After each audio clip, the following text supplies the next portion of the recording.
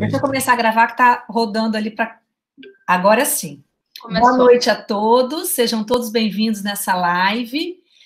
Essa live é uma parceria do Programa de Pós-Graduação da Unicinos, Programa de Pós-Graduação Mestrado Profissional em Enfermagem da Unicinos, com o Programa de Pós-Graduação em Enfermagem da Universidade Federal do Espírito Santo, com o apoio da Associação Brasileira de Enfermagem, Seção Rio Grande do Sul, no qual o professor Joel Mancia é nosso atual presidente.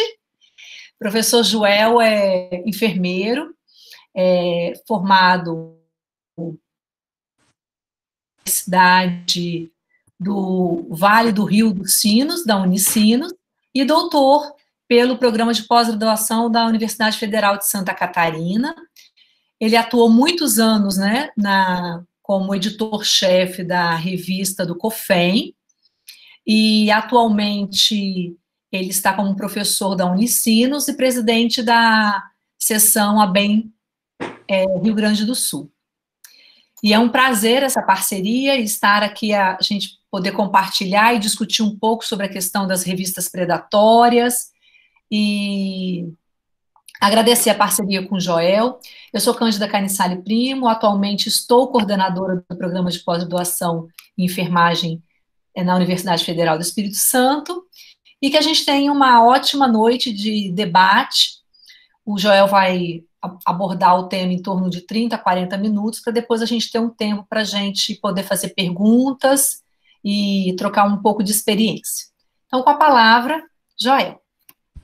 Então, boa noite, né, a todos.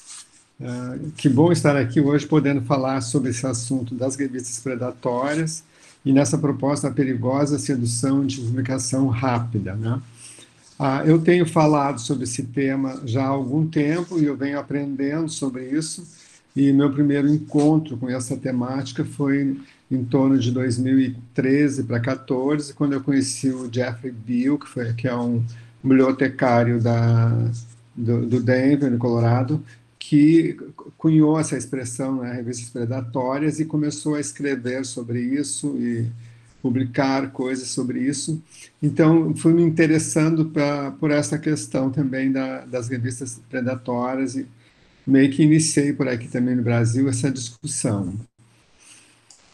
E quando eu costumo falar sobre as revistas, eu tento não fazer uma fala tão voltada para os caminhos, assim, caminhos tão certos, que vão dar tão certos para que a gente escolha uma revista predatória ou decida que ela é uma revista predatória ou não. Mas, assim, eu converso mais sobre dicas do que as pessoas podem evitar, então, essa sedução desses editores, dessas editoras, né, são megas editores hoje, dessas revistas. Então, eu tenho trabalhado no sentido de uma orientação, de discutir junto, contar um pouco da minha experiência com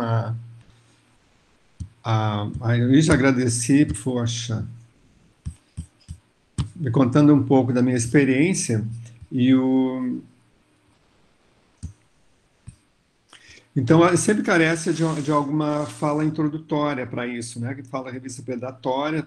Eu tenho lido muito, tem saído muito artigo sobre as diferentes abordagens que hoje tem, digamos, os predadores, né? Porque eles foram além de ser somente um artigo científico. Então, acho que cada vez mais estão se especializando em busca de autores, de pesquisadores, de incautos para venderem, né, ou venderem as suas revistas. Então, acho que assim carece primeiro a gente falar dos primeiros tempos disso, né? Mesmo antes um pouco do Jeff Beall, já em 2008, 2007, já tinha as primeiras denúncias, digamos assim, em jornais americanos, falando de que havia eventos, né, que publicavam de imediato artigos no site, artigos do próprio evento, e que não teriam uma avaliação por par, que seria uma coisa muito rápida e que carecia de qualidade, com defeitos, com várias críticas para esse tipo de publicação. Mais adiante, o Jeff Beall, então, a partir de 2012, né? Ele cria uma lista de revistas predatórias, ele cunhou essa expressão, e ao mesmo tempo ele também ele ficou bem claro para ele que predatória eram as revistas que cobravam taxa, embora tivessem outras características, mas a coisa fundamental era a cobrança de taxa de publicação, que não era uma prática comum das revistas, né? As revistas não publicavam, elas tinham cobrança por acesso e não para a publicação. Então, ele começou a trabalhar com isso, publicou uma listagem, e essa listagem foi se ampliando ano a ano. Ela teve que ser retirada, acho que em 2017 ela foi retirada, por duas ocasiões ela foi retirada do ar, porque houve ameaças dele perder o emprego, ele é bibliotecário da Universidade de Colorado, e então ele abandonou a listagem, provavelmente ameaças graves, porque envolvia a listagem das revistas, e elas são, digamos assim, uma coisa, um movimento internacional, né, de editoras, tem editoras de todos os lugares do mundo envolvida com essa com esse trabalho das revistas predatórias. Saindo desse, então o Bill meio que afastou-se dessa, desse trabalho com as predatórias. Mais adiante, então, isso foi tomando mais corpo com outros autores, com outros pesquisadores. Aqui no Brasil mesmo, em 2014, em diante, teve um movimento grande de jornalistas, de pesquisadores sobre as revistas predatórias.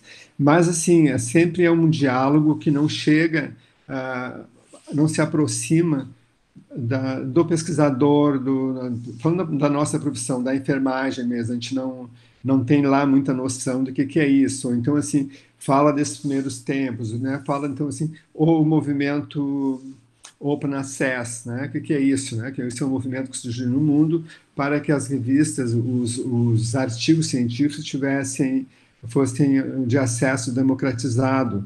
E para isso era para ficar de acesso aberto, porque eles, de uma certa forma, já são pagos por pesquisas, né? Os pesquisadores, as instituições podem já ter pago o financiamento, já ter financiado a pesquisa, já pagaram esse trabalho, então teria o acesso aberto. No Brasil, a gente começa a ter, eu gosto de falar um pouquinho sobre o acesso aberto, porque as pessoas não entendem bem hoje, né? Quem é jovem, assim, não passou pela questão de ter que assinar revistas, por exemplo, né? Até o final dos anos 90, aqui no Brasil, a gente só tinha acesso a revistas por assinatura, ainda impressa. Então, assim, a pessoa que conseguia um exemplar, eu quando viajava para o exterior, assim, a coisa que eu mais adorava era conseguir uma revista, né, em alguma feira de livros, de revistas, de coisa no exterior, e trazer, porque era quase como a pessoa ficava assim, muito bem posicionada, porque tinha um exemplar ou dois de revistas internacionais. Isso, então, foi da minha geração. Hoje, com o advento do periódico CAPES, que foi uma iniciativa do governo, né, de pagar para ter acesso a lá milhares de periódicos. Então, assim, quando nós temos acesso hoje ao periódico CAPES, a gente não consegue entender que houve esse outro período, né, e de qualquer jeito, assim, o Open Access, alguém paga. Se nós temos acesso na CAPES, a CAPES paga em torno de 400 milhões por ano para ter o portal de periódicos, né, principalmente das universidades públicas e algumas privadas, alguns institutos de saúde.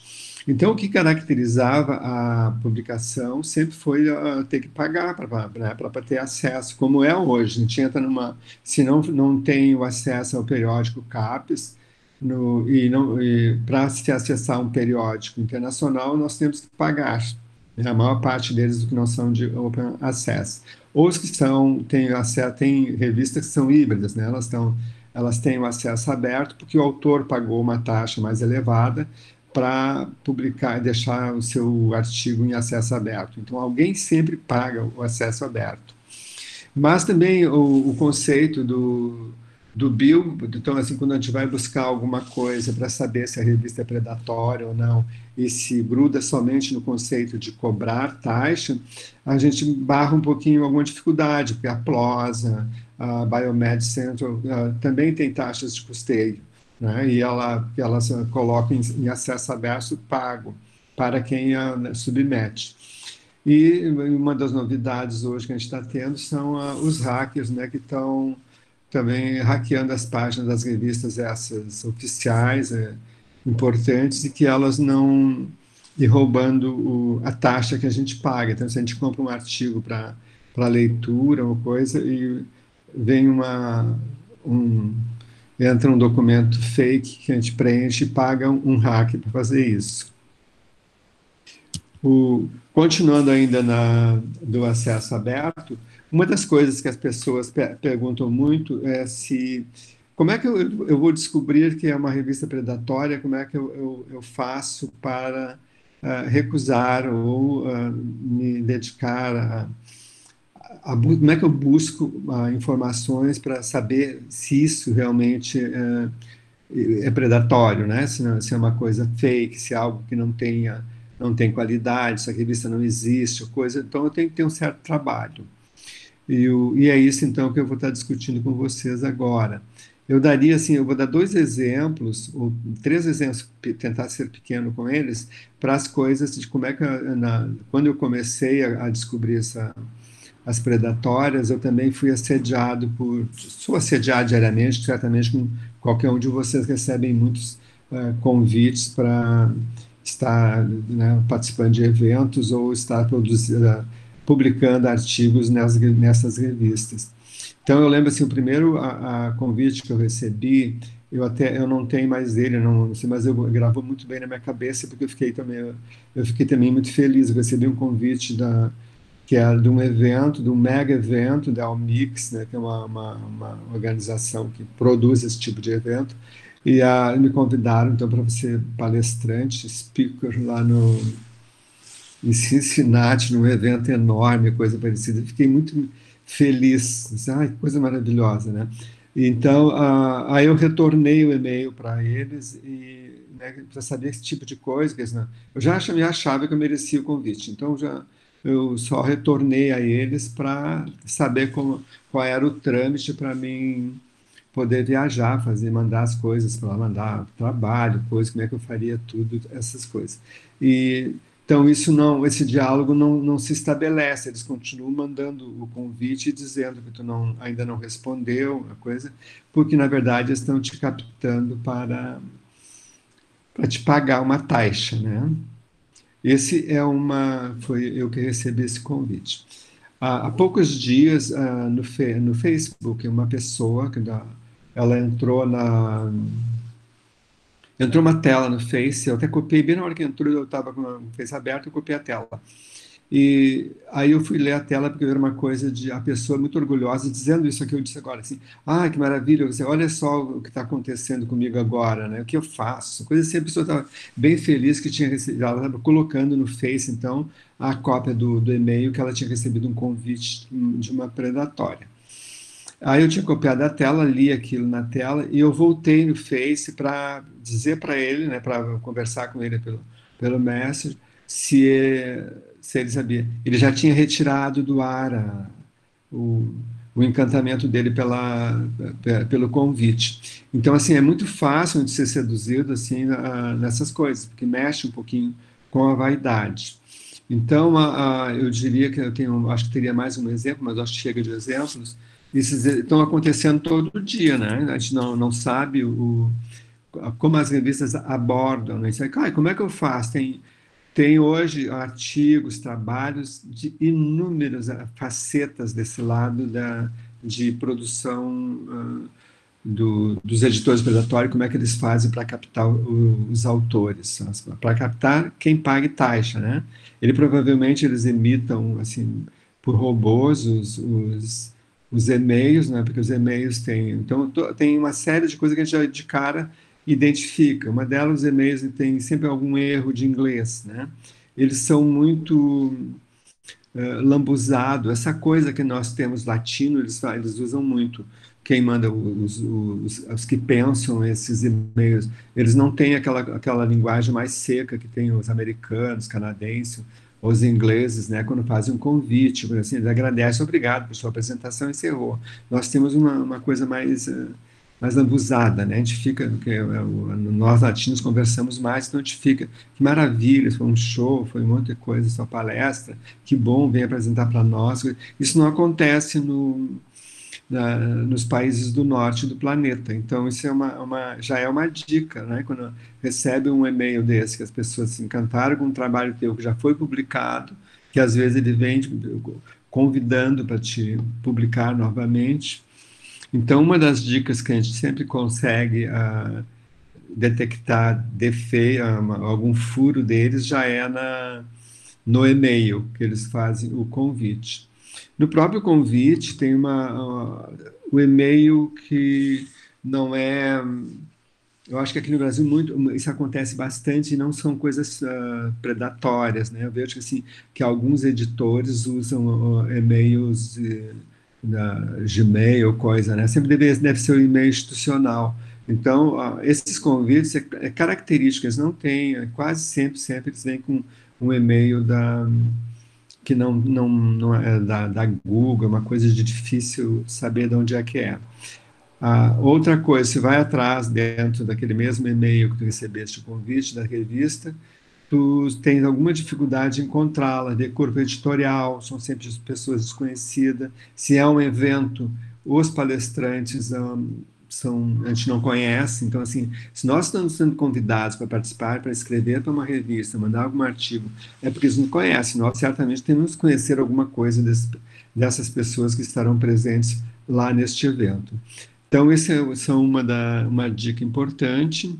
Mas mesmo assim, digamos que a pessoa recebeu o e-mail, não conseguiu detectar isso, ela também não achou que o corpo editorial tem é composto de editor associado, tem uma diversidade de regiões dentro do conselho editorial, né? Tem toda tem ligação com universidade de prestígio, as universidades a gente conhece, que eles colocam coisa que a gente não conhece também.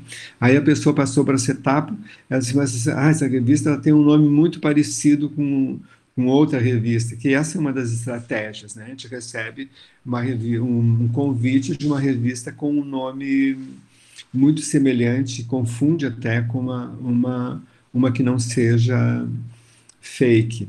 Outro dia eu vi, tem a International Journal of Nursing Studies, que é a revista melhor ranqueada no fator de impacto da enfermagem, né, que ela é da Elsevier, ela é da Inglaterra, e essa revista tem 4 palavras no título. Outro dia andava circulando uma com uma quinta palavra, que eu não me lembro qual é, nursing, ou inverteu nursing studies, studies nursing, para que aí confunde as pessoas. Olha aqui, a revista está querendo trabalho, né? Jamais, né? Não é nenhuma prática da academia ou das coisas acadêmicas estarem convidando as pessoas para publicar, convidar alguém, ou abrir a possibilidade de publicação para alguém em uma revista sempre é uma deferência muito grande, né? Um cientista, é um reconhecimento, é um furo, é uma coisa das mais importantes possível. Então, dificilmente qualquer um de nós estaria sendo catado, de nós, que eu digo, eu e aqui meus bichinhos, né? As pessoas estariam sendo pegas para publicarem, que é tão fascinante, assim, é tão importante o que elas estão publicando no momento, né? Até pode ter coisas assim, mas é uma coisa bastante difícil. Também tem uma forma de se ver, né, que são aí vocês podem procurar na internet, né, ver lá o que tem de instrumentos, né, ou de checklist, de listas para detectar revistas predatórias ou listas de revistas predatórias.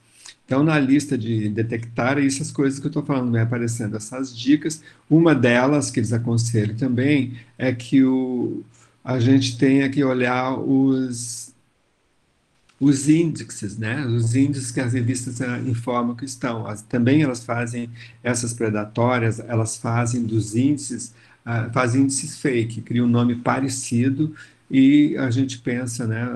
Inverte o nome do fator de impacto, chama de outra coisa, em fator de impacto final, fator de impacto não sei o quê. Então a pessoa, a gente tem fator de impacto, né? O Qualis usa fator de impacto. Então essa revista me serve, né? Não serve não, ela tá com um índice ela é indexada, não é indexada naquele índice, né? E provavelmente é muito pouco, não é indexada em nada. Ela, né, quase todas o conjunto de índices que ela informa são fakes.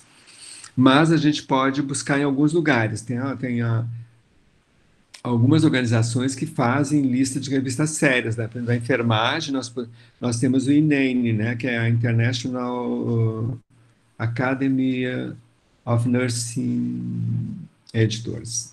Né? Isso é uma organização de pessoas que existe nos Estados Unidos desde a década de 80 e que ela, então, trabalha com boas práticas da publicação, é ligada ao COPE e ela hoje tem uma listagem também, tem, digamos assim, um diretório de revistas de enfermagem sérias. Então, a gente pode ir lá ver se a revista está lá.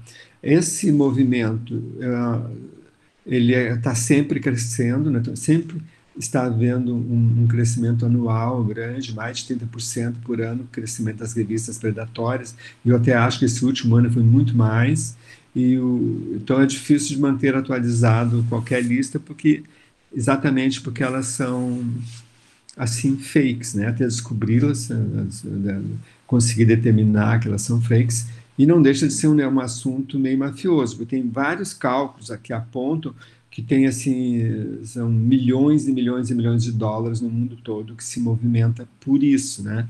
Já, mas as pessoas são tão enganadas, esses são, porque não, como nós no Brasil temos digamos, somos calibrados pelo Qualis, né? Nós temos um tropismo, tudo pro nosso, tudo vem em função da revista que está no Qualis ou não está no Qualis. Mas isso também não é uma coisa, isso é uma coisa única, né? Só o Brasil que tem uma coisa assim, os outros países não têm essas coisas, né? Então os países do terceiro mundo são fáceis de serem seduzidos nessas estratégias dos predadores. Tem também uma que são interessantes, que é o ASPA, né, que é uma organização de editores internacional, que também pode auxiliar para saber se o periódico é predatório ou não, e um que tem sido indicado para, né, eu acho que aparece em todas as listagens, todos os checklists para detectar revistas predatórias, aparece o DOAJ, né, que é um diretório de revistas de acesso aberto. Bom, o Broage também já foi, digamos, hackeado, já teve lá dentro dele mais de 400 revistas fakes. Então, também, mas não deixa de ser, eles prometem, limpam, né, e de algum tempo aparece de novo. Com relação ainda falando de fake que tinha dentro do diretório revistas fake, no próprio Brasil, né, nós já tivemos a avaliação da CAPES, a avaliação quadrienal dos programas de pós-graduação, que foi de 2013 a 2016, que encerrou em 2016, aquele Qualis, aliás, é o Qualis que nós temos hoje, ainda é o que vale hoje, ele teve uma denúncia na ocasião, 280 por ali, revistas predatórias inseridas no Qualis. Então, assim, foram enganadas pela própria CAPES para entrarem lá disfarçadas as revistas predatórias e não eram. Então, assim, muitos pontos foram perdidos pelos docentes, porque efetivamente eles não estavam em lugar nenhum no Qualis e tinham revistas em todas as letrinhas do Qualis. Isso foi denunciado na ocasião pelo Maurício Tufani, que é um jornalista que é editor da American Scientific no Brasil e atualmente ele tem um blog, um site que se chama Direto da Ciência e que ele atualiza bastante esses assuntos das predatórias. Bom, ainda também a gente pode ver de coisas oficiais, além de DOAJ, NEM, o OASPA, a gente pode ver também a questão do checar no JCR, se é a melhor coisa, né? Porque o JCR é o Journal Report Citation, que é da Clarivate, da WOS, da Thomson Reuters, que fornece anualmente o fator de impacto, então, que é a grande métrica, né? A métrica a métrica ouro, praticamente no mundo todo, ela é a mais importante, embora a gente tenha muitas outras, e até no Brasil a gente passe a nova proposta que tem aí do Qualis vai valorizar, então, ou a outra, o que suceder ao Qualis vai valorizar outras métricas, né, como a Google, o SiteScore, né, o SJR, né, então, tem outras métricas que vão estar tão interessantes, porque essas métricas são reconhecidas e são para que façam parte dessas bases, é necessário ter alta qualidade, né, e passam por uma revisão muito criteriosa, muito rigorosa. Não quer dizer que também não fiquem estando lá fake, né? As mesmas certamente também lá enganam, né? Os hackers sequestram, ainda indo nessa direção, digamos que nós olhamos todos esses itens para a revista, é um trabalho, né? É um trabalho grande, olhando esse monte de coisa, e que confusão, né? O pesquisador inicial vai estar buscando informação, assim, é muita busca, né? Mas assim, acho que logo no início, pelo menos, eu acredito que ao despir-se de um pouco de vaidade, a gente já começa a melhorar, a não ser ludibriado pela taxa. Quando começa, assim, aceitou o e-mail, então, digamos, eu fiz todo esse trajeto de estar pesquisando essas bases, pesquisando as revistas, e para concluir, mas eu aceito o e-mail. Tá? Eu respondo ao e-mail que ele. Aí vem a questão da atração pelo dinheiro, porque acaba não sendo muito. Hoje tem $150, outro dia eu vi uma de $900, mas tem de, de $150. Então, realmente é um caça-níquel, né? Porque o trabalho volta imediatamente já editorado para ser publicado. Uma das coisas que acontece, assim, e as pessoas. Joel, vou Oi? te interromper só um pouquinho. Se você puder parar a apresentação e voltar a apresentá-la, porque alguém compartilhou uma apresentação da sua apresentação, saiu da tela. Poderia fazer isso, por favor? Tá. Eu paro a apresentação. Uhum. E apresenta novamente. Tá. No Meet, tá? Na tela do Meet, por favor. Eu tô vendo a tua tela, mas em outra janelinha. Não sei se para todos fica assim. Ah, que lá eu tô mandaram eu colocar no celular, eu coloquei. Oi, boa noite. Boa noite, fale. Oi, boa noite, sou a Adriana. Então, só Oi, uma Adriana. sugestão, quando sair da tela, né, porque às vezes as pessoas clicam acidentalmente apresentar, vocês podem clicar nesse alfinetinho que tem no meio da tela, no alfinetinho da tela do professor. Exato. E aí vai abrir exclusivamente a tela do professor Joel. É só uma dica para que as pessoas não percam a apresentação quando alguém clicar acidentalmente. Ok. Joel, pode retornar com a sua apresentação. Ela já está compartilhando sua tela novamente. Muito obrigada.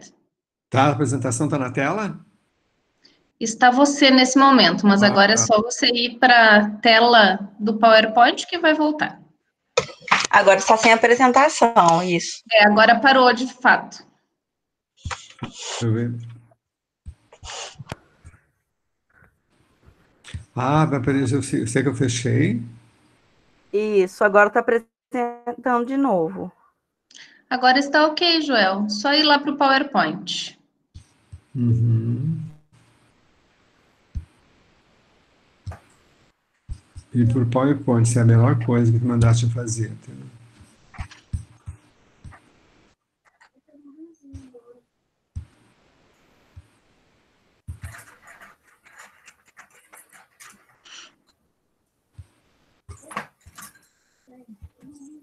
Deu, né?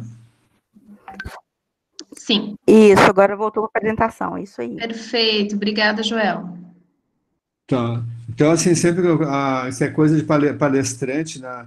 Tem uma coisa fictícia no norte da África e sul da Europa que se chama Úbeda. Então, quando a pessoa começa a falar e sai devagar, assim, se diz que ela se perdeu nas montanhas de Úbeda. E foi o meu caso agora. Então, eu tenho que voltar para. Nós estávamos aqui nessas dicas que a pessoa recebeu o e-mail, ela aceitou e ela começa a negociação para pagar, né? Então, assim. Bom, há um cuidado que quando recebe esse e-mail, se ela foi na revista, ela viu na revista a questão do corpo editorial, se de onde é, ela deve ver os números anteriores da revista. Aí a coisa que aparece muito aparece no ano de 2013, 15, 16, 17, só que cada um deles com um artigo apenas.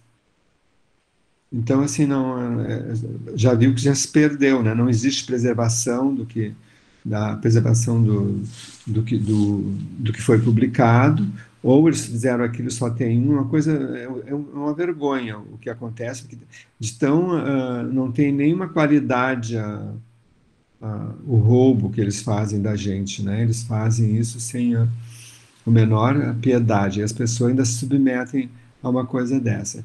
Esses e-mails também, eles têm outra coisa, eles têm, e são trabalhos mais recentes, tu recebes o e-mail para fazer peer review. Já até isso elas estão fazendo fake também. Eu vi um trabalho agora que os autores, as pessoas pesquisaram, os pesquisadores foram pesquisar quem fez peer review para a revista Predatória.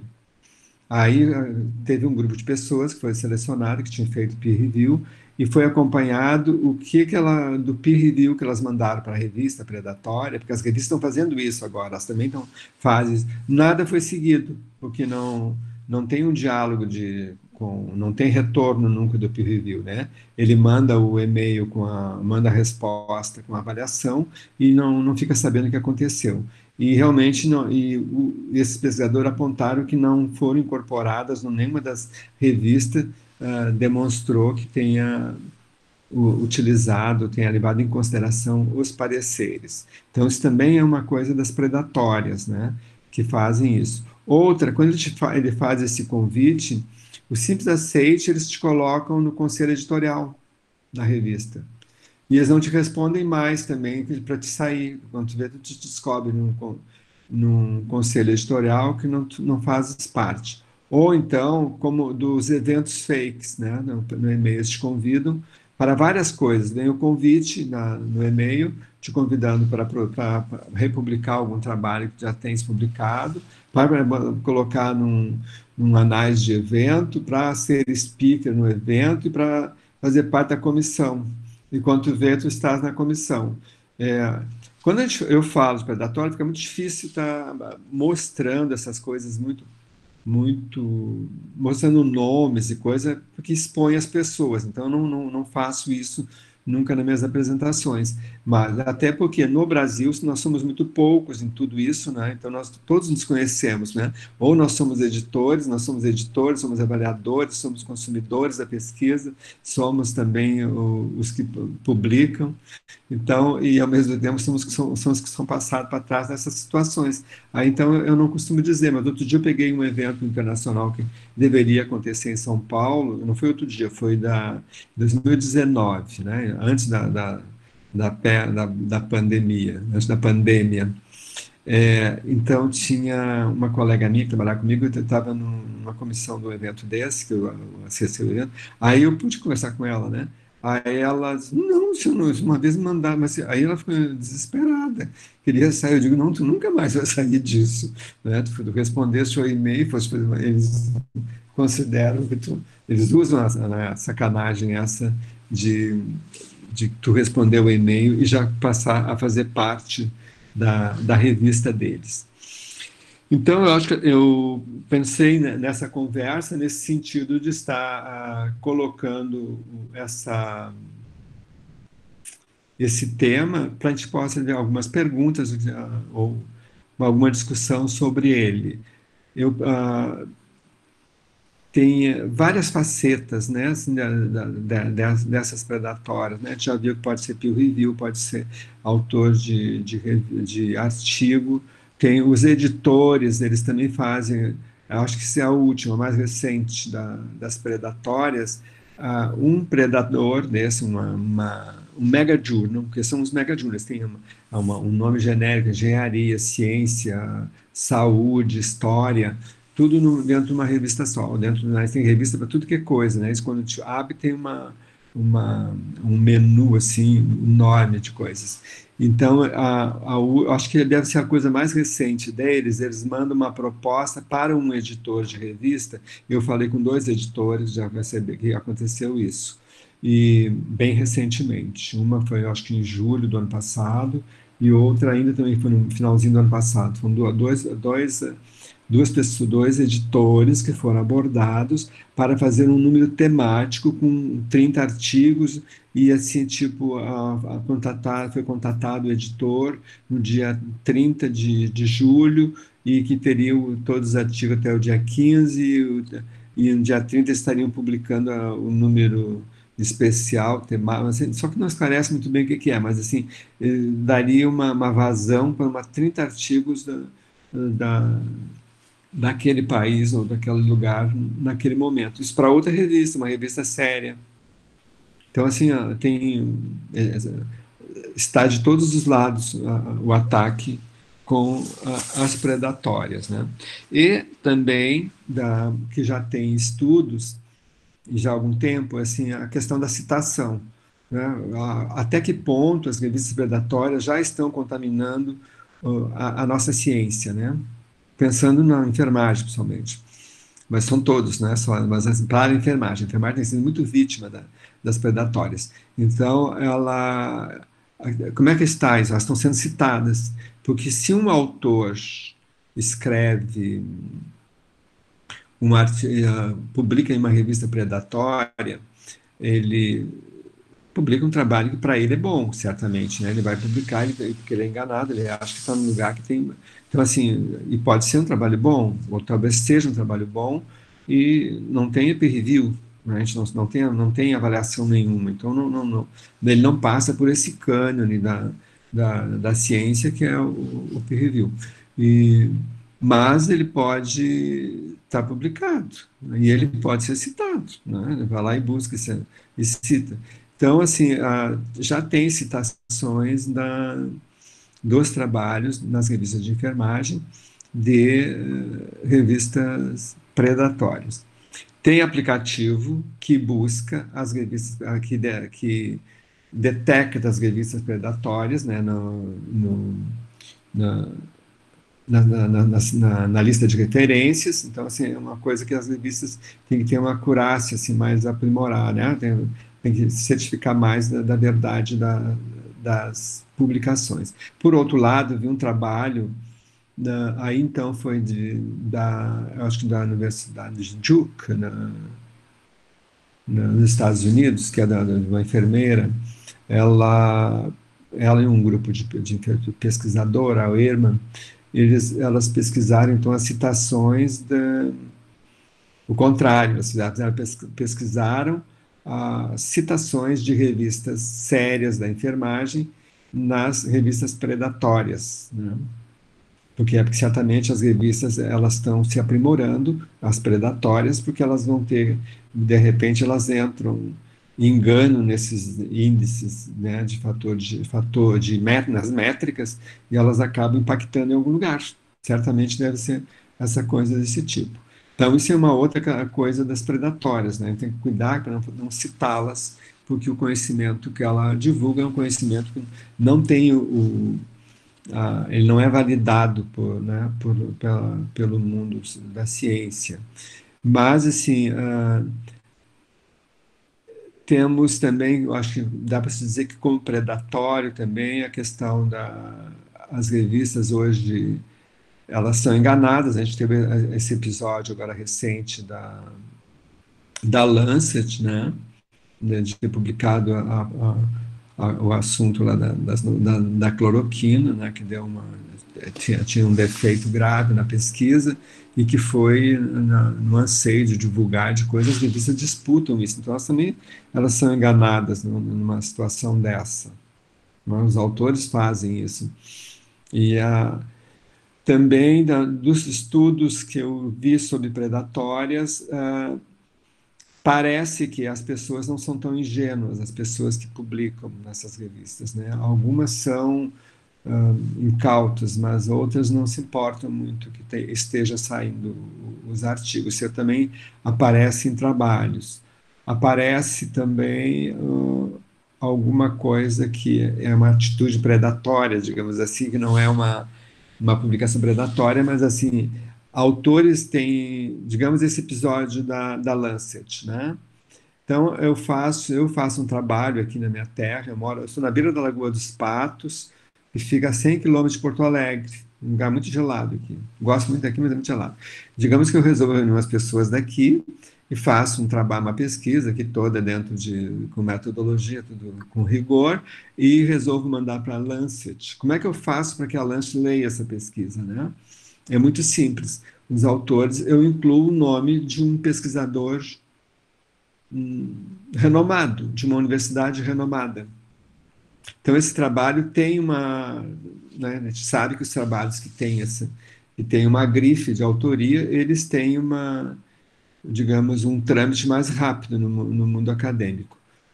E eu mando esse trabalho para lá com o nome sei lá, de um grande pesquisador, lá do Anthony Fauci, né? Digamos que eu e o Antônio fizemos um trabalho aqui em TAPS, e ele manda o trabalho para lá. O trabalho vai ser avaliado, vai inclusive avaliação por pares. Quando chega nessa etapa, o que eu faço? O que esse pesquisador faz? Esse tá mentindo. Ele manda, o trabalho já está aceito, ele manda uma carta dizendo que o autor, esse autor, grife, estaria com problema, estaria desistindo da autoria, né? Então, eles fazem isso. Ou então botam o nome de universidades também prestigiosas, prestigiadas, para poder estar alavancando uma publicação sem nenhum problema. Bom, gente, eu converso muito, talvez eu tenha deixado algumas lacunas, e espero que talvez a Cláudia tenha conseguido selecionar, ou a Cláudia, não, a minha mediadora, alguma questão que eu tenha deixado fora, e certamente deixei muitas, mas é um assunto que nós temos que cuidar, porque em pouco tempo nós vamos estar com tudo misturado nisso, não sabemos mais, né? Tem que cuidar para que as predatórias não tomem conta das nossas revistas, né? Que a gente já tem tanto problema de publicação. Então, eu estou disponível para algumas perguntas, pode ser, sim. Gente, boa noite. Vou só pedir ao Adriano Menes para parar de... isso, obrigada, Adriano. O professor, então, Joel, fez várias considerações, que a gente não tem apenas revistas predatórias, mas nós também temos sites predatórios, eventos científicos predatórios, convite para fazer pareceres para revistas que não existem, então, pareceres predatórios, são muitas possibilidades. E o Álvaro fez uma pergunta aqui, professor Joel. Qual o papel da política do publish e do perish nisso? Já que, por algum tempo, essa revista pode contar nas métricas dos autores. Exatamente. Já que, por algum tempo, essa revista pode contar nas métricas dos autores. Então, como que ficaria essa questão? Do publish? Pois o publish também teria que ter esse... Como o autor, eu não tenho uma clareza de como eles estão se comportando, mas assim, o autor, ele tem responsabilidade, ele que assina toda a responsabilidade pela publicação, né? Assim, lógico, o editor vai publicar, ele tem uma corresponsabilidade, mas inclusive a acurácia de citação faz parte do... Não eu, como revisor, deveria olhar, né? Os revisores deveriam revisar tudo, eles não já vêm revisado. Teoricamente, o editor, a editora já cuidou disso aí. Então, assim, por exemplo, tem aplicativos que detectam os periódicos predatórios em citação, né? Isso pode ser uma estratégia do publish, né? Isso para as métricas, né? Nós estamos falando dos publishers sérios que têm as suas revistas que vão ser contaminadas com isso, né? Os trabalhos que têm aparecido, eles não têm demonstrado um crescimento grande nisso, né, que as revistas fakes têm sido tão citadas, né? Porque eu acho que não escapa da citação e deve, certamente, o momento que tu pegas uma revista que tem 3... nós temos nas nossas revistas bem ranqueadas, nós temos citações de predatórias. Então, qualquer uma deve ter, né? Eu não vi nas estrangeiras, aqui no Brasil eu já vi. Então, eu tenho dúvida, Álvaro, muito boa a pergunta, mas eu tenho dúvida, assim, além disso, o que eles podem estar fazendo depois pela questão da métrica, né? Porque ela vai... eu não tenho material sobre isso, não. O que vai acontecer lá no JCR, se eles só retiram. Se tem punição, o que acontece com a revista, não sei, não. Mas se caminha para isso, né? Porque hoje, assim, isso das métricas, cada vez mais, a gente tem mais métricas que dão peso às publicações e são usadas ao bel prazer, né? Vão ampliando essas metas. Então, cada uma delas vai ter que, cada vez mais, ser mais robusta, digamos assim, em termos de verdade, para que seja aquela que tenha um reconhecimento internacional. E agora, o fator de impacto, né, que é a métrica ouro ainda, ela já está no terreno bastante movediço, né? Porque tem outras coisas. E a era Google, né? A gente não tem falado nisso, mas a era Google é uma coisa fantástica, né? A gente não vive coisa sem Google, né? Quem vive no exterior, as pessoas vivem só... A gente faz isso aqui, mas não diz tanto que faz. Mas, assim, no exterior, só que as pessoas como a Google, né? Google It. Então, tudo então, assim, é uma coisa que tem que ser valorizada, né? Não. Tá, obrigado pela pergunta. Professor, com licença, boa noite. Com relação à pergunta da Carla, com relação a citar os artigos pré-prints, eu achei pertinente, eu queria saber com relação a essa pergunta que ela fez aqui no chat. Qual é? Eu não entendi. Pré-print? Não, o que ela perguntou, Joel, é porque ela perguntou como que faz para citar artigos pré-print. Para citar, é uma citação. Certamente o repositório deve ter. Os artigos pré-print estão em repositórios, né? Os repositórios podem ser citados. O que eles não têm agora, hoje, é métrica no fator de impacto, não tem pequeno fator de impacto para periódicos. Mas, assim, não... Eu acho que há algum tempo deverá ter, porque nós estamos dando tanta... Aqui no Brasil, a gente está dando tanta ênfase para isso que eu acho que nós vamos virar pré-print. Nós só discutimos agora pré-print, né? E com raiva. Não, ao mesmo tempo que seja bom, né? Não sei. Mas, assim, a Cielo, que começou, assim, acho que ela está meio engatinhando, porque, assim, ela está pedindo para as revistas submeterem lá os artigos pré-print, né? Está precisando, nós ainda não temos clareza do pré-print. Eu acho que ele passa por uma... Assim como foi esse artigo que não foi pré-print, da Lancet, do caso Covid,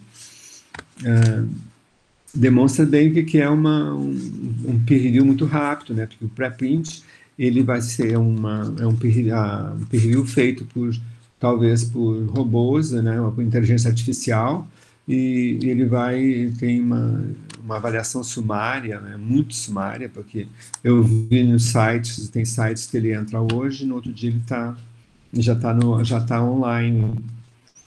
É uma coisa boa nesse sentido, né? Que já está online.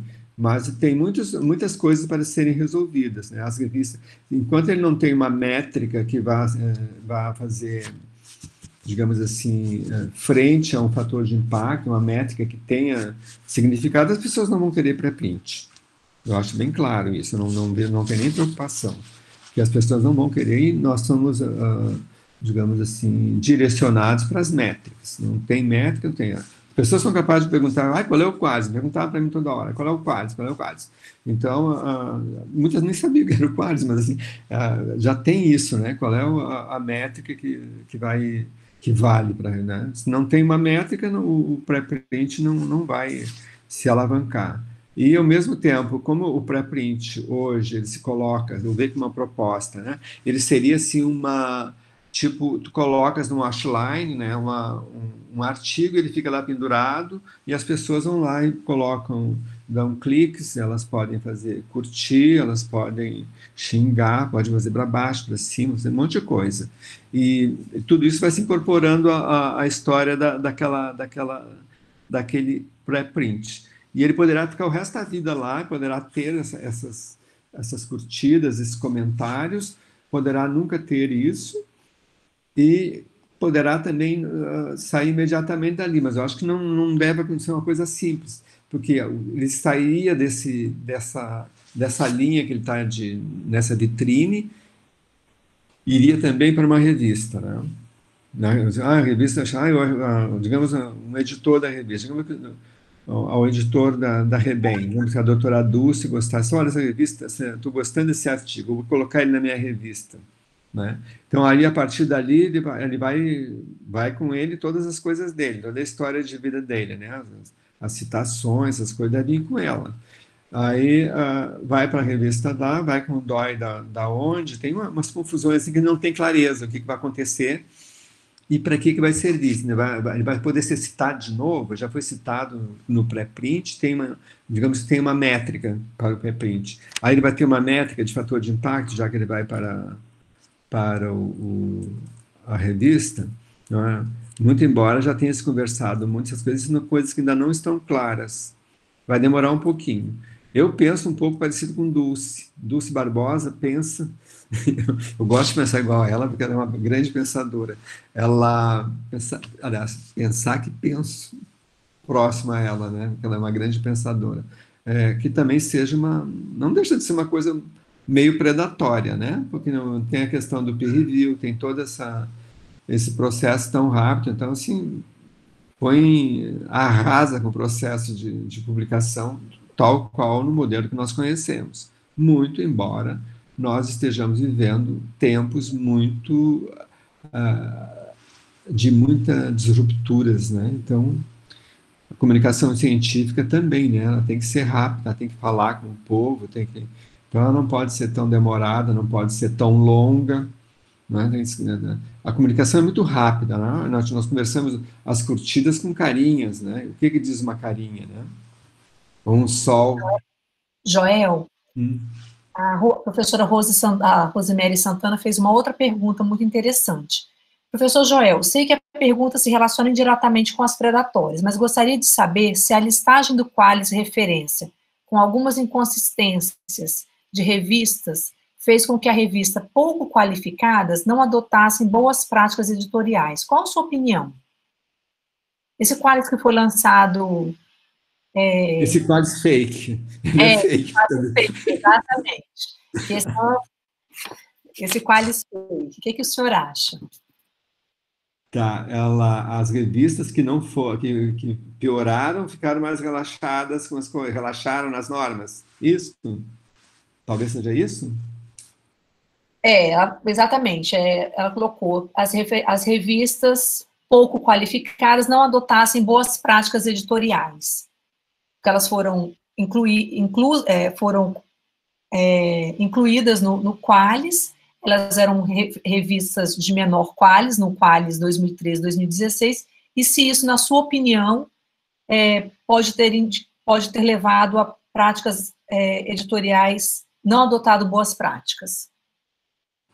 Então, eu acho que assim, quando se fala das revistas no Brasil, primeiro nós somos poucas revistas, né? Nós temos a gente sempre tem que ter uma coragem, quando a gente falava antes, ali nos anos 90, a questão da assinatura.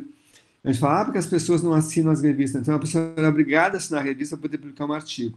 Então, não era o jeito da revista sobreviver na época, como é de hoje, né? Tem que pagar uma taxa, alguma coisa, que a universidade não sustenta as revistas que produzem, uma coisa doida, né? A universidade criou as universidades criaram as revistas para escoar a produção da pós-graduação. No entanto, elas não sustentam suas publicações, mas foi desde o começo. Então, foi uma coisa muito doméstica e permaneceu. Quem fez digamos assim, deu um norte às publicações de enfermagem no Brasil foi... Eu sempre falo da enfermagem, não falo das outras, tá? O Rosemary. E foi a Cielo. Cielo veio e deu parâmetros para a revistas, né? Essa é a coisa mais importante que aconteceu foi a Cielo, porque nós não tínhamos assim um norte, não tínhamos um caminho e não tínhamos nenhuma ambição com as revistas, eram muito nossas. Então, o Cielo conseguiu dar boas práticas, digamos assim, para nossas revistas. Então, eu vejo que essas outras revistas que não estão ascendendo, passam por... As revistas institucionais, elas são muito complicadas, né? Quando são revistas privadas, que têm tem outra visão de mercado, mas as institucionais são muito complicadas, né? Tem conselhos editoriais que permanecem muito tempo, que deve ser assim, deve ter, mas não consegue mudar nunca, né? Não pode tirar uma pessoa, não pode botar outra, a pessoa troca a escola, troca a diretora, a pessoa se torna editora da noite para o dia. Então, isso tudo são coisas que acontecem em todas as revistas, aconteceram em todas as revistas nossas, e isso era um grande dificultador para que as revistas se qualificassem. Agora, o Qualis não deixa, ele é também um norte, né? Ele também é algo a ser seguido, ele não está no Qualis, ele não tem tanto critério de boas práticas, né? Ele vai ter lá obedece efetivamente hoje só aquelas métricas, mas assim, é ele que faz com que as revistas sigam um caminho. Então, eu acho que vai demorar um pouco, por causa exatamente disso. E outra, que é uma coisa que nós nunca discutimos, nós temos muita dificuldade de discutir, que também impede que as revistas melhorem, é a questão do consumidor. Nós não consumimos pesquisa. Então, isso é claro, nós não consumimos, é muito circular esse mundo, né? Eu acho que eu já falei um pouquinho antes, a gente fica como o cachorrinho mordendo o rabo, porque eu sou pesquisador, né? Eu sou avaliador, eu sou editor-chefe, eu sou coletador de dados, eu avalio, eu estou junto com meus colegas, todas fazem isso juntos também, numa volta numa mesma sala. Então, esse mundo é muito pequeno nosso, então ele também, essas coisas dificultam muito o crescimento, né, a padronização das revistas. A gente tem coisas assim, o Cielo foi o grande marco, né? Não tenho a menor dúvida, né? E assim como agora a gente acaba tendo, acho que posso falar isso, acho que a revista latino-americana foi uma revista também que foi carreadora de uma tendência nas nossas publicações, né? Ela passou a ser quase um padrão ouro para as publicações de enfermagem, né? As revistas seguiram isso. Hoje, né, então as revistas, principalmente porque ela foi a primeira revista a entrar na Cielo, né? Então ela já entrou na linha lá dentro, foi colocada no brete na linha para entrar, e todas as revistas que entraram na Cielo se qualificaram, né? A gente vê hoje pelo fator de impacto que a revista conseguiu, né, nesses anos todos. As outras revistas têm, digamos, as revistas de enfermagem no mundo, elas chegaram muito tarde a ter fator de impacto, né? E tem muito baixo. Nós temos fator de impacto baixos, né? A mais alto fator de impacto das nossas revistas é da International Journal of Nursing Studies, que é 13,75, acho 13 alguma coisa, 13, quase 4, mas são as revistas, né, uma lance de 50 mil, né, as revistas têm 10, 15, 20 das outras áreas que têm mais tradição, são mais antigas, né, na publicação. Tá, Rose, acho que elas têm que perseguir o norte do Cielo, que aí as revistas vão melhorar, elas vão seguir, porque senão nós também não podemos dar, nós temos que já ajudar essas pessoas todas que eu falei, editor-chefe, editor, pesquisador do CNPq, pesquisador das FAPES, tudo, ela, eles são responsáveis também por isso, porque essas revistas, elas sofrem de uma outra coisa, de inanição, que como elas não têm nenhum fator de impacto, elas não têm nenhuma métrica, né? Elas não impactam nessas métricas que têm valor, elas são ignoradas. Eu acho que, pelo menos, enquanto das universidades, teria que ter uma maior atenção para fornecer trabalho para essas revistas. Seria interessante, né? Seria um jeito de fazer com que elas crescessem. Senão, também a gente fica nesse engodo, né? Ela não cresce, não consegue melhorar porque não manda trabalhos bons, né? Ela consegue publicar os trabalhos que não são tão bons, ou aceita trabalhos que não são tão bons porque ela depende de demanda, né? E onde não tem métrica, não tem demanda. Eu acho que seria isso, eu não vou responder mais do que ela me perguntou. Eu coloquei aqui no chat, mas alguém gostaria de fazer alguma pergunta? Eu acho que o professor Joel fez uma explanação bem ampla, trazendo para a gente um pouco, não só das revistas predatórias, mas também para ficarmos atentos à questão da organização de eventos predatórios, os convites para sermos conferencistas e palestrantes em eventos predatórios, os convites para sermos pareceristas, né? Os pareceres predatórios. Mas o que, Joel, então você falou dos eventos fakes, dos palestrantes, dos convites para palestra fake, dos sites, das revistas, dos fatores de impacto nessas revistas que também são fakes, né? Também são criados. Aí a Adriana está perguntando, como identificar esses eventos científicos predatórios? Primeiro seria esse, a Adriana, aqui a Adriana é só a Adriana, o nome dela, tem mais nome? Não botar, ela tem Adriana SS. Daqui a pouco ela que bom. Oi, tá. Então, Adriana, é o seguinte, a coisa mais simples para identificar, assim, pode ser até uma resposta desagradável, mas é a que eu fiz para mim mesmo, quando eu tive esse convite para participar de um evento internacional. Me despir da vaidade. Quem me convidaria para ir fazer uma palestra em Cincinnati em 2014? Entende? Essa é a pergunta que a gente responde. Mata qualquer coisa. Não precisa procurar evento fake, nada. Porque, assim, qual é a minha trajetória para mim poder ser convidado para isso, né? Porque as pessoas não me convidam, aparece do nada esse convite, né? Se é que essa pessoa tem uma bola de cristal, está vendo meu futuro, vou convidá-lo agora, porque daqui a 10 anos vai ser famoso? Não. Então, acho que a coisa mais importante é saber que o convite é fake por isso. Eu, quando falei, foi boa a pergunta dela, porque eu deixei uma lacuna nisso aí.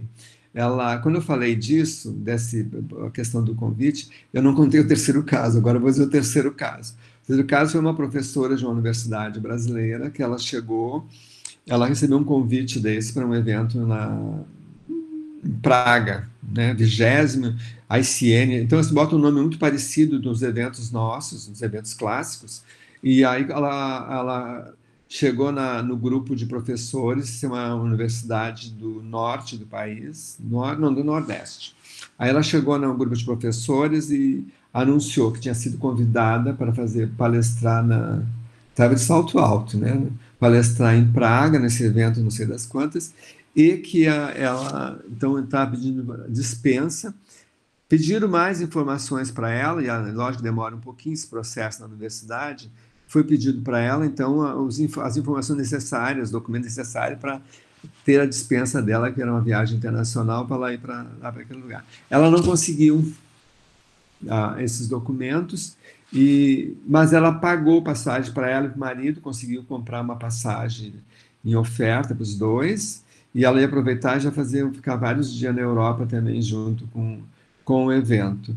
E pagou a inscrição do evento. Eis que o evento sumiu do ar depois disso. Ela não conseguiu mais entrar no ar no evento, perdeu a passagem, porque ela não queria trocar, não tinha interesse, não tinha também com a universidade, tinha vários problemas. Então, assim, ela se comportou muito mal, porque ela as pessoas chegaram a falar para ela, ninguém sabia que era fake ou coisa assim, né? Mas as pessoas queriam mais, achavam que ela devia checar melhor aquilo, que não era uma coisa que estivesse acontecendo. E aconteceu isso. Então, a melhor coisa é é ouvir a pessoa assim, mas como? Te convidaram para lá, né? Em Paris, né? Na Sorbonne, tem um evento acontecendo na Sorbonne, uma coisa assim. Eles aproveitam muito bem Aí tu pode entrar no site, recebe um convite. Tem vindo esses convites. Os convites são bem profícuos, né? Tem bastante aí. Eles têm vindo. Eu acho que a gente entra no site ali, eu faço sempre isso. Eu entro, eu tenho muitos aqui no meu e-mail. Muito. Eu tenho uns 200 e-mails desses diferentes, eu acho, todos de evento, porque eles mudam também, né? Eles falam, 20º evento tal, depois não encontra nunca mais esse evento. Nem os anteriores, nem o próximo. E já te mando o que tu pode te apresentar, já te mando os anais, como é que sai, tudo para captar o dinheiro. Mas seria isso, acho que quem me convidaria para fazer este palestrante? Agora, se tem alguém que convida, a gente vai, né? Então, a gente aceita. Joel, acho que uma outra dica boa também é a gente responder o e-mail perguntando sobre as questões do financiamento para ir para esse evento, uma carta, convite oficial. Todas as vezes que você devolve o e-mail perguntando para a comissão organizadora como é que vai fazer quem vai arcar com os custos, né? Da inscrição do evento, da sua estadia como palestrante, eles vão responder que os custos serão por sua conta. Então, isso também... Eles demoram a fazer isso, né? Porque a primeira vez aliás, a única vez que eu respondi, fui convidado muitas vezes, mas foi a primeira vez eu fiquei encantado com aquele convite. Eu também respondi imediatamente, dizendo que eu queria fazer isso, né? Saber como é que eu procedia para ir para lá, se eu ia ter hotel, hospedagem, coisa tudo assim. Mimos, né? Você ter mimos no hotel, coisa, chocolatinho, coisa. E aí eles não respondem nada, né? E eu já vi que é assim, eles não respondem, eles repetem o mesmo e-mail, te cobrando, por que tu não respondeste ainda aquela estratégia? Aí, até chegar a questão de... É uma abordagem, eles fazem uma sedução que eles te enganam realmente. Eles... aí até chegar na questão do pagamento da taxa para os custos aqueles que não... Uma outra, Joel pediu, a professora Cristiane Cardoso de Paulo, lá da Federal de Santa Maria, pediu se você pode citar qual é o aplicativo que os editores possam verificar a referência das revistas predatórias, se você tem depois o nome do aplicativo para fazer essa indicação.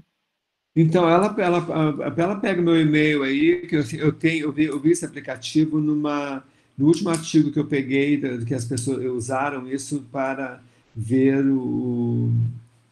as citações para detectar predatória, né, que serve características de predatória nas referências. Ela dá meu e-mail para ela, que é Mancia JR, que eu passo. Tá ótimo. Ela me pergunte por e-mail que eu respondo. Eu passo o artigo para ela se eu tenho. E a Rosa Botosso pergunta como reconhecer um convite fake para emitir parecer. Esse também é uma pergunta bem interessante, porque a gente, a gente fica de... Então, o que acontece principalmente porque as revistas sérias hoje são as revistas que usam as plataformas, né, de submissão.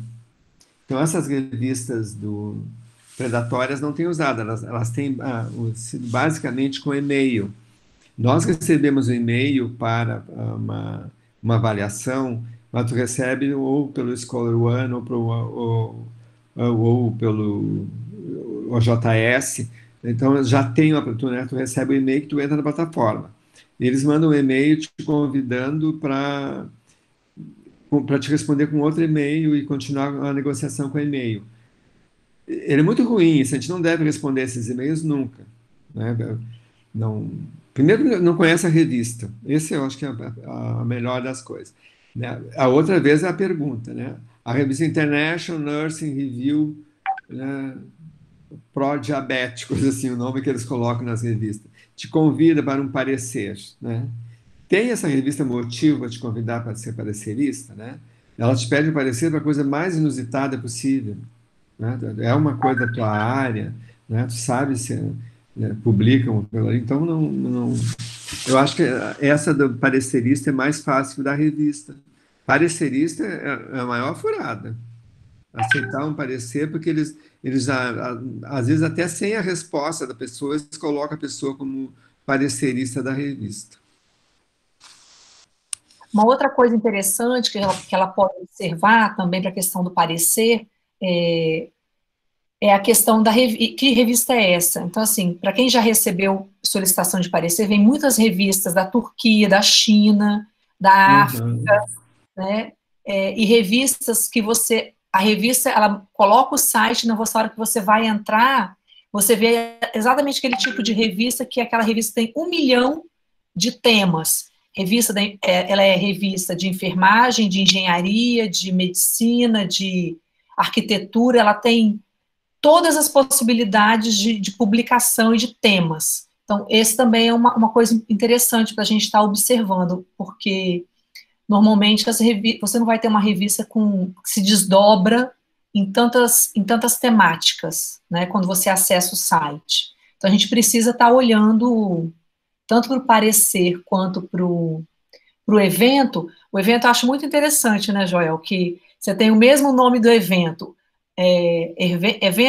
evento global de pediatria, de enfermagem obstétrica, de enfermagem neonatal, de enfermagem, é o mesmo nome do evento, e ele tem várias versões, e a gente precisa ficar atento com essas questões. Deixa eu ver se tem mais alguma pergunta. Sobre editores que pegam o trabalho apresentado em congresso para montar um livro. Sim, isso é a coisa mais comum da gente receber nos nossos e-mails, né, professor Joel? Você apresenta Fala, Joel. Quando fala, eu acho que tem mais para a direita, quando tu está aí onde tu está, a fala corta, vai mais para a direita um pouquinho, vamos ver. Aqui. Isso. Não, a Sânia Moraes, ela pergunta assim, sobre os editores que pegam o trabalho que você apresentou em congresso para montar um livro. Então, essa é uma outra... Maravilha, maravilha essa, tá? Essa é das melhores perguntas. Por quê? Está cheio, está ainda esquecido essa aí, está ótimo. Que bom essa pessoa lembrar disso. Mas é isso, né? Quando a gente fala das coisas, a gente aprende junto com as pessoas e aprende. Tem que colocar aqui para não me esquecer, eu tinha colocado ali. Não vou dizer o nome das várias que a gente tem aqui no Brasil, né? Que são caçadoras de. Não, é que tirou essa dos livros, tirou do. E pior que a dos livros começou no exterior. Eu editei um livro, fui editor de um livro, e aí o autor do livro depois saiu o livro com a minha edição, tudo. E depois o autor do livro me disse que ia publicar na Alemanha. Aí ele fez foi uma das primeiras coisas que se fez disso para cá, né? Eu acho que no começo, lá, 2008, 2006, 2004, por ali. Aí ele foi lá, mandou o mesmo arquivo para a Alemanha e veio o PDF em poucos dias também. Ele aí pagou, é um pacote, uma demanda. Eles fazem direitinho tudo. Fazem, mas são obras, eles têm um padrão, né, para fazer os livros que está em manual e eles fazem. Então, isso é também uma forma digamos, predatória, porque se não tiver... Serve para quê? Tu republicar, esse é o grande problema, não é? Ninguém publica coisa original nesses trabalhos, né? A pessoa vai só fazer um rearranjo, se não a mesma coisa, eles não vão ver esse critério. Né? Porque como tu é autor, tu assina um documento dizendo que tudo é verdade, ali foi tu que é teu, a responsabilidade é tua quando tu entrega um texto, seja qual for, para um editor. Então, eles não se importam muito com a verdade daquela tua pesquisa, daquele teu trabalho. Então, tu pode pegar um artigo, fantasiar ele um pouquinho melhor, pior, ou tira algumas partes dele, então, deixa ele mais para modelo de capítulo e ele vai ser publicado num livro, que é por demanda, pode ser 100 exemplares, né? Tem uma situação de... Gente, tudo isso tem os fake e tem os não fake. A gente também faz isso por demanda em grandes editoras, hoje é assim também, se trabalha por demanda. As editoras também te fazem 100 exemplares, as grandes editoras te fazem 100 exemplares, fazem uma festa de um lançamento numa grande livraria do país. Tudo isso são coisas verdadeiras que acontecem. E tem as que são caçadoras de dinheiro, que depois, para que serve um livro desse? Para mim, tem uma avaliação, certamente. Né? Hoje, só quem é da pós-graduação, os pesquisadores, eles só pensam em produção, né? E que quais tem esse livro, entendeu? É isso que vai ser. Característica vai ter esse livro, ele foi classificado, que jeito, né? É uma editora de grande porte, tem índice, né? Agora mesmo a CAPES largou aqueles critérios para os livros, que eles devem ser bem mais clássico, ser como os livros são, porque nós adulteramos muito o modelo de livro, né? A gente pega hoje e coloca os artigos, não coloca um livro, um capítulo de livro, como o clássico modelo de capítulo. Então, a CAPES meio que colocou uma ordem nisso, né? Os livros deverão ser avaliados, levando em critério mais essa apresentação, né? De ficha catalográfica, de corpo editorial, de avaliação por pares dentro dos capítulos ou da obra que está sendo publicada, né, mecanismo, os índices, né, de remissivo, onomástico, índice, enfim, de buscas de biblioteca. Então, mas tem muitas disso aí que não dá em nada, tem que pensar. Agora sim, eu acho que isso aí também é bom, porque não ficou claro da CAPES, assim, porque se o livro seguir todos esses critérios que estão lá no documento da CAPES, ele pode ser de qualquer editora. Não pode, Cândido? Como Joel? Então, se o livro, né, porque é uma novidade para nós, veio agora com muita força isso do livro, as características que tem que ter a publicação tipo livro para ser avaliada, para contar na avaliação da produção científica, né? Então, para te ter um livro, o que vai importar exatamente esses critérios todos, né? Ele dá conta desse critério. Não vai ter o critério editora, né? A editora vai ter que ser reconhecida. Qual é o critério para a editora? Não, lá tem, quando a gente, dentro dos critérios, você ainda tem nos dados a serem preenchidos, se é uma editora de universidade, se a editora tem um corpo editorial, se tem parecer, continua. Isso.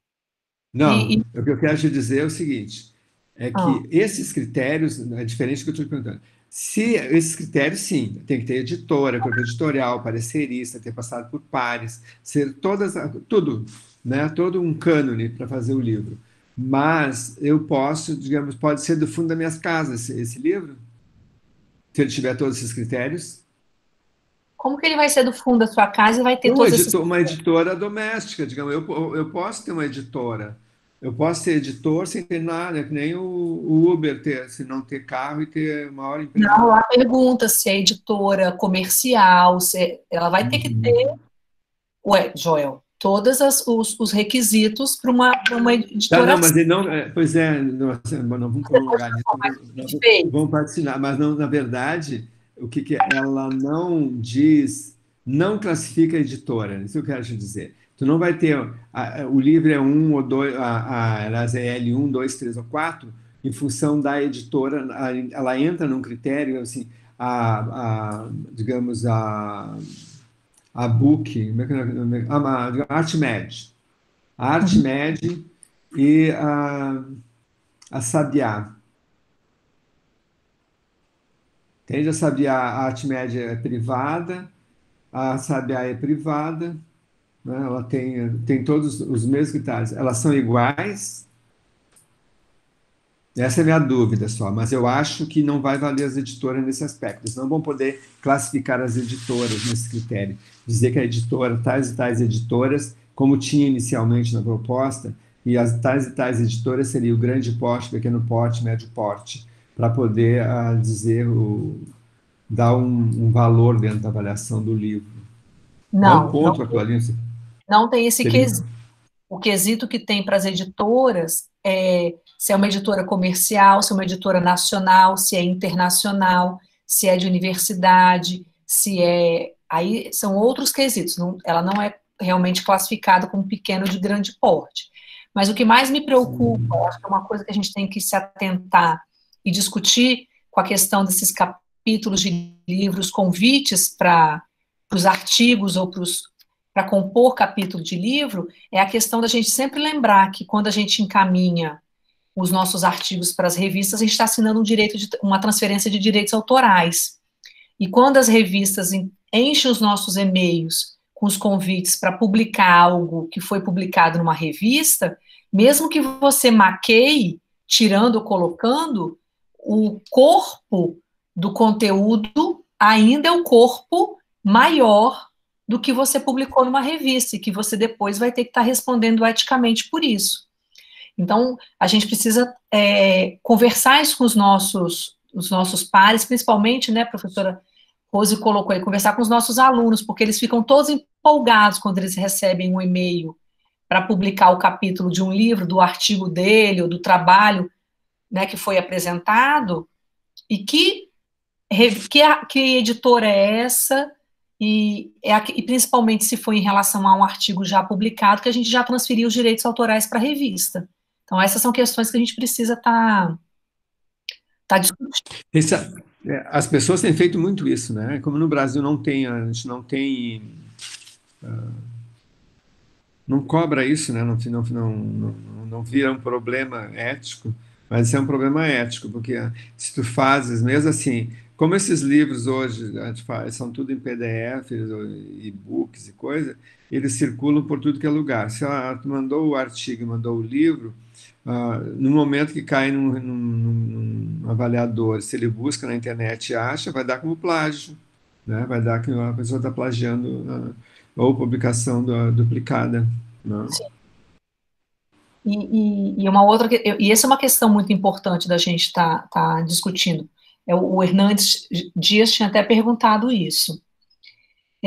Nós já estamos quase chegando às 19h30 e a gente gostaria de perguntar se alguém gostaria de fazer mais alguma pergunta, fazer mais fazer algum comentário, se o professor Joel gostaria de acrescentar mais alguma questão, que a gente já teve várias perguntas sendo respondidas, e no momento agora não temos mais nenhuma pergunta, professor Joel.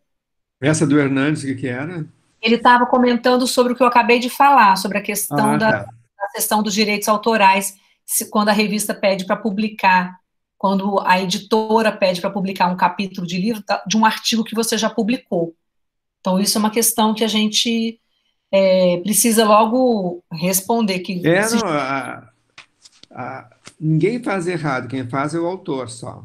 O dono da livraria, ele tem um documento no qual o autor assina, dizendo que aquele trabalho é original, que também tem no Solai, tudo é dele. Então, legalmente, a gente responde por isso, né? Se fosse, digamos, no Brasil, as revistas não fariam isso. Eu tenho quase certeza que não iam falar muito mal da pessoa. Se a pessoa publicou um artigo, mandou para um livro, as editoras certamente são muito boazinhas, não iam fazer nenhuma ação contra, mas se é num país do norte do planeta, essa pessoa vai ter presa, eu acho, né? Ela vai pagar, vai ser multada, vai ser um monte de coisa por ter vendido ou publicado uma coisa que já não é dela, porque ela não pode mais mexer o direito ela tem que ter autorização, os direitos autorais da obra passam a ser do editor. Acho que uma última coisa que, assim, que eu passei por essa experiência acho que a gente tem que ter muito cuidado e conversar também com os nossos estudantes, né, com nossos colegas, a importância quando a gente submeter um artigo, enviar apenas para uma revista. Eu já tive a experiência de, como parecerista, pegar o mesmo artigo em 2 revistas diferentes. Então, isso é uma coisa muito séria, né, a gente precisa... E eu falo que é azar, né, dessa pessoa, mas é aquela questão, no Brasil, como a gente tem os nichos de conhecimento, a pessoa encaminhou o mesmo artigo para 2 revistas diferentes, e como era uma temática na qual eu pesquiso, eu recebi os 2 artigos para emitir parecer. Então, a gente precisa ficar muito atento a isso, porque como que as pessoas, né, o cuidado que as pessoas têm que ter a questão, né, da ética ao encaminhar os artigos e o material para as revistas. Para tu ver, essa pessoa que não faz isso, ela deveria, as 2 revistas deveriam devolver para ela e dizer para ela que ela, né, um castigo para ela por 6 meses não poder submeter trabalho por ter um comportamento desse, porque para as 2 revistas ela assinou o documento dizendo que submetendo exclusivamente ali, né? Então, mas foi a conduta que os editores-chefes tomaram. Os 2 rejeitaram e não aceitaram, né? Rejeitaram e ficaram atentos a uma nova submissão. O Levi, acho que vamos levando aqui, acho que uma última pergunta. Qual a diferença entre o pré-print e o fast tracker? fast track quer dizer rápido, né? Assim, a gente faz um fast track aí. Então, assim, a gente faz como o Senado e a Câmara fazem lá, né? Quem é contra levanta, quem não está fica sentado assim, está aprovado. Isso é o fast track. E tem acontecido agora o que se chama, mudou um pouquinho no pré-print, pré-print e fast track, ela disse? É isso? O pré-print e o fast tracker. Tá. Ele pergunta qual a diferença de um para o outro. Isso. Então, a pré-print, né, seria antes de imprimir, né? É isso, é uma coisa, é o pré. Antes de imprimir o artigo, ele estaria em exposição. Então, isso é uma mudança um pouquinho no termo, porque a gente tinha antes, e tem ainda esse termo, tem a early view, né, que é ver antes, a gente via os artigos antes, então as revistas eletrônicas, elas colocavam os artigos, no momento que era aprovado, iam para uma parte da revista, que se chama Early View, que são os artigos aprovados anteriormente. Quando a revista já tem um número X que ela publica normalmente de periódico de artigos naquele periódico, ela coloca esse artigo lá, ela migra o artigo para lá, tanto que ele sai, se vocês pegarem as revistas americanas, as nossas não saem assim, mas pegar as revistas americanas, todas elas saem assim, Early View, né? Aí ficou, em abril, foi publicado pela primeira vez, em abril. Aí a revista sai em junho. Em junho, aquele artigo migra do Early View para a página da revista, e lá nos 14 artigos que a revista vai ter, ele vai dizer artigo publicado primeiramente na data X. Então, ele já pode ser citado quando é Early View. Outras revistas dão o nome disso de Ahead of Print, né? Antes da publicação. Também é isso, nós também temos isso Então, qualquer uma dessas coisas não deixava de ser um pré-print, né? Só que o pré-print tem uma outra característica, ele inovou no sentido de que ele é antes, mas ele não passa a questão da avaliação dos pares, né? O Early View seria, o Ahead of Print, seria o artigo já não editado, talvez, mas já avaliado pelos pares, tal qual ele vai ser publicado, né? Já com número de DOI e tudo. Então, o Fast Track é uma avaliação rápida dos artigos para que eles possam ser colocados em pré-print, ou até no Early View, né? Mas, assim, se ele tiver um Fast Track que seja, digamos, por inteligência artificial, que ele só preenche aquele primeiro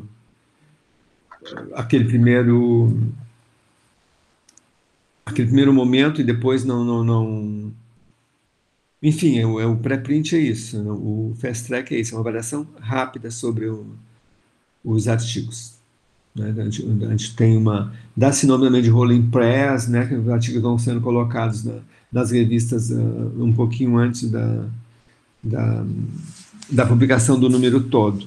Nós estamos aprendendo isso aqui no Brasil, a gente não faz muito isso ainda. A gente faz um modelo mais clássico. Nós começamos recém nossas revistas, elas estão colocando o artigo lá em sequência, né? O artigo está avaliado, está editorado, ele vai pronto para ir para As americanas fazem o contrário, né? O artigo vai para o o early view, né, já pode ser citado, porque ele é o artigo tal qual vai sair, mas ele sai lá dizendo que não foi ainda editorado, né, mas já teve peer review.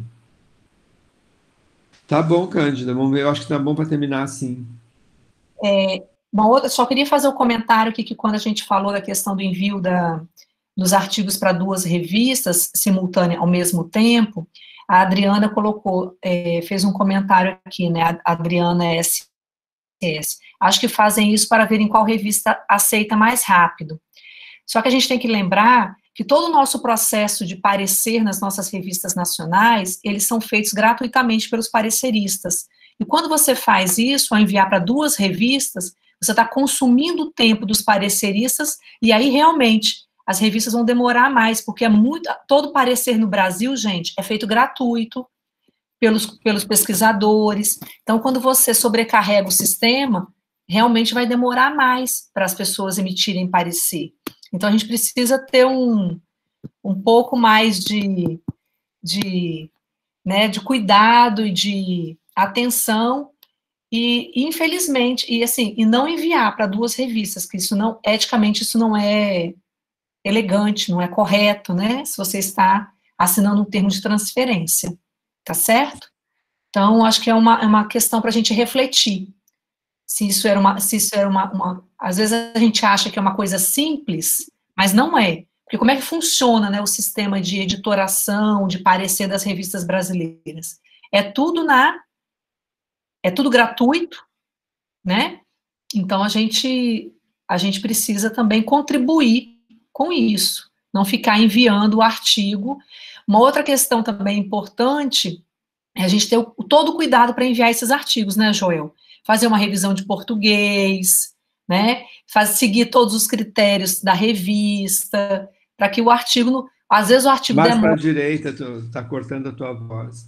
Às vezes o artigo demora muito, porque também ele vai e volta, porque ele não está um artigo redondinho, né? Quando o artigo cumpre todos os critérios, tem uma redação científica, faz uma discussão ampla e qualificada, com certeza ele vai ter um parecer mais rápido.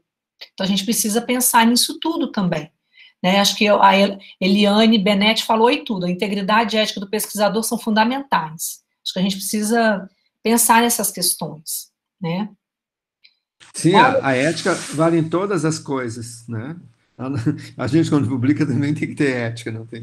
Não é só do outro, a gente também. Então, isso acontece. E acho que agradecer a participação de todos. A gente teve mais de 160 participantes aqui ao longo dessa live. Agradecer a disponibilidade do professor Joel, está compartilhando um pouco do seu conhecimento, dessa larga experiência em editoração, com tantas experiências já vividas em relação às questões do predatório. E quero agradecer a parceria, agradecer ao Joel pelo convite, da gente estar fazendo essa live juntos. E agora deixar aberto para o Joel finalizar. Perguntaram aqui, Joel. Mais um. Vamos para a última, então, hein, gente? Última pergunta. O Márcio Rossato. E o autoplágio nas teses de dissertações, que depois virarão artigos, como fica? Então, pois o plágio tem muita. A gente tem até dúvida que tamanho das coisas que são plágio, né? Tanto dependendo, é uma coisa que politicamente ele é totalmente politizado.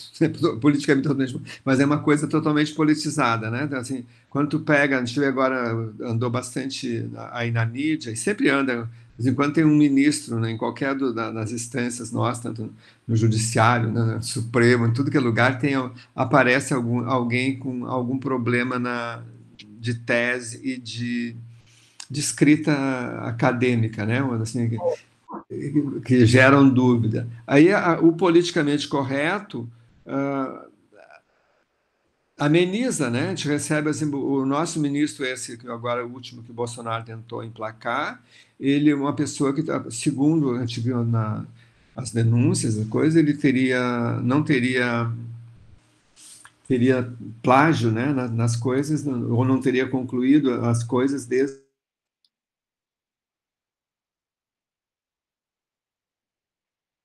conexão do Joel caiu. Eu acho que a gente tem que entender assim, a questão do plágio são duas questões. Toda vez que a gente envia um artigo para a revista, você vai referir que aquele artigo ele é derivado de uma dissertação ou de uma tese. E isso, em geral, os editores têm sido sensíveis a essa questão quando na utilização dos softwares de autoplágio, eles encontram a questão da tese da dissertação que está sendo citada. Uma outra questão, então, nesse sentido, ela não é um autoplágio porque você tem hoje os programas de pós-graduação que eles utilizam o formato de artigos para os resultados da dissertação e da tese. Então, se você está enviando o artigo e está dizendo que aquele artigo é derivado daquela dissertação e daquela tese, automaticamente, conteúdos daquela dissertação e daquela tese estarão naquele artigo. Isso é compreensível. Agora, uma outra questão que é importante, acho que a Adriana citando aí, eu lembrei de uma outra coisa. É importante a gente explicar para os nossos alunos, principalmente de TCC, mas de mestrado e doutorado também, o que é parafrasear, o que é uma citação direta, uma citação indireta, e explicar sobre isso, e, inclusive, utilizar os aplicativos e os sites de rastreamento de plágio nos nossos próprios trabalhos que nós estamos orientando dos nossos alunos. Joel, enquanto você caiu, eu estava aqui fazendo uma complementação da sua fala. Joel está voltando ainda aos poucos, ele não está ouvindo, não está estático. Então, Adriana, uma questão que você pode estar utilizando são os sites de rastreamento de plágio, inclusive para estar orientando os alunos, para mostrar para eles, porque esses rastreadores de plágio, eles mostram exatamente quais são as frases que estão idênticas, qual é a fonte que ela encontrou em quais sites. Então, isso também é um exercício de ensino, é sempre um ensino-aprendizado, da gente estar, durante as orientações a nível de graduação, especialização, mestrado ou doutorado, está trabalhando isso com os nossos alunos. A gente está sempre aprendendo. Então, tem vários sites de rastreamento de plágio que a gente pode estar utilizando para estar orientando os alunos sobre a sua própria redação, para que a gente não passe essas questões depois, quando for enviar o material, o artigo para a revista. Tá certo? Então, essas são estratégias. Joel, você está com o seu áudio desligado. Então, são essas duas questões. Uma é a questão de você, ao enviar o artigo, referenciar que ele é derivado da dissertação e da tese, isso é cabível, né? A gente vai ter alguns parágrafos e algumas questões que são similares, e o uso...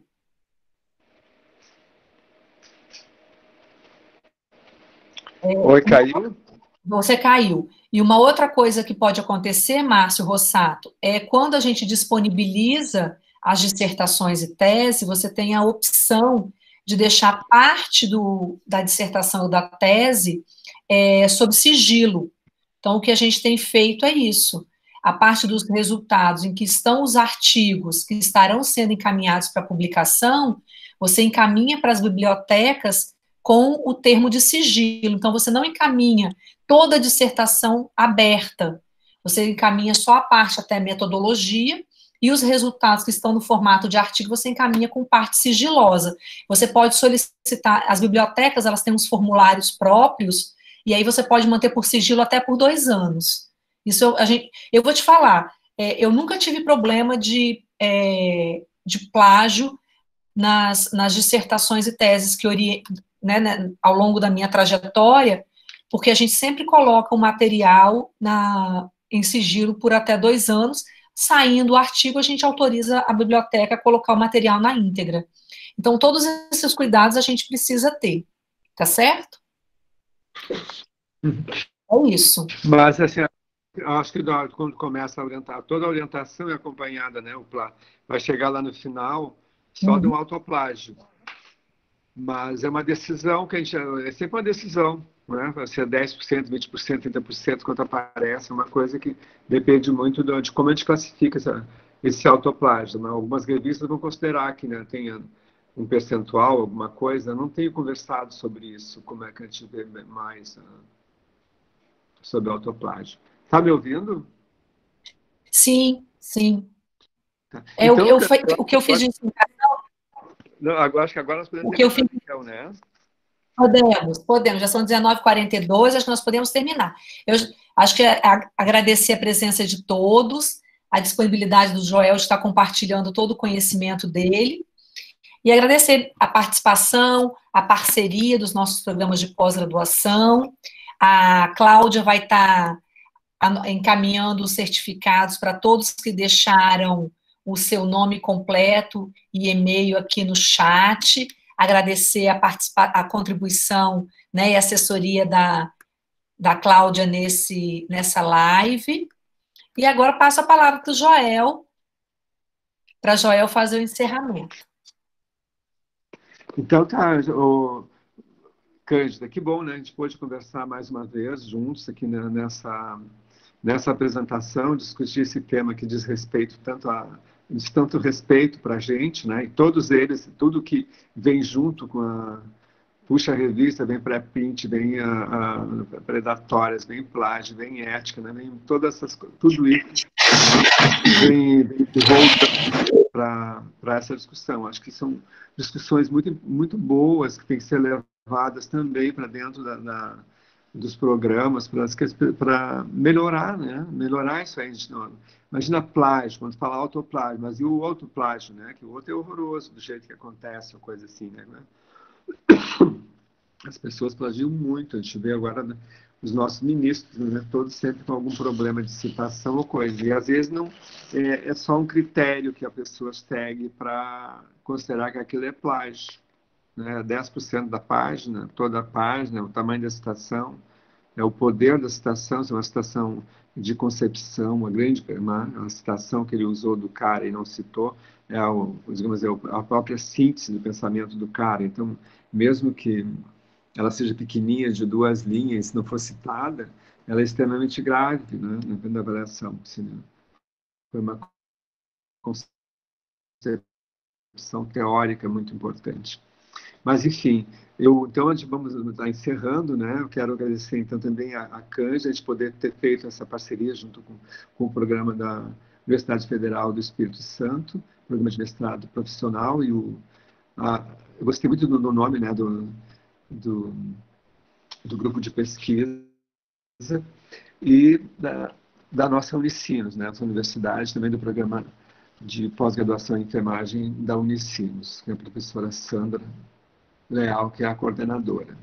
Eu considero, então, muito obrigado às pessoas todas que, né, perguntaram, debateram, e que nós estamos aí, nós vamos continuar houve uma pergunta aí dessas lives, nós temos feito lives todas as segundas-feiras, né, nós já discutimos, já tivemos outras coisas importantes, nós vamos ter agora algumas lives de história, né, mais para frente, e também de gestão e enfermagem em tempos de Covid, aqui do Rio Grande do Sul, nessa coisa dos mapas com cores e coisa.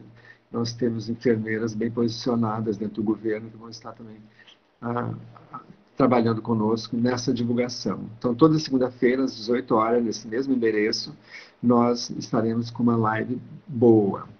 Tá? Espero que tenham gostado da nossa live. Tá? Muito obrigado, um beijo. Cláudia, querida, mais uma vez, assim, agradecido. Tá bom? Tchau, povo.